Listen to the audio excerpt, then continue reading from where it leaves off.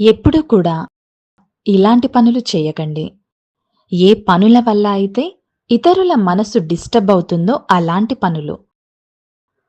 ఒకవేళ నా పనుల వల్ల ఎవరి మనసైనా డిస్టర్బ్ అయితే, అప్పుడు నా మనసు స్టేబుల్‌గా ఉండదు, స్థిరంగా ఉండదు.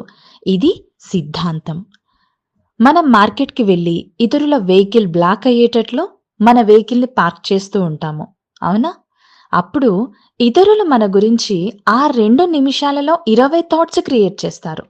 అవన్నీ కూడా మన కర్మల అకౌంట్స్‌లోకే వస్తాయి. ఎందుకంటే ఆ సమయంలో కేవలం మీరు మీ గురించి మాత్రమే ఆలోచించి ఇతరులకి సమస్య కలిగించారు. కాబట్టి మీరు చేసిన కర్మ వల్ల ఇతరుల మనస్సులలో ఆలోచనలు నడుస్తున్నాయి. అప్పుడు ఇదంతా కూడా మీ ఖాతాలోనే జమవుతుంది. అటెన్షన్ పెడతారు కదా చేసే ప్రతి కర్మ మీద.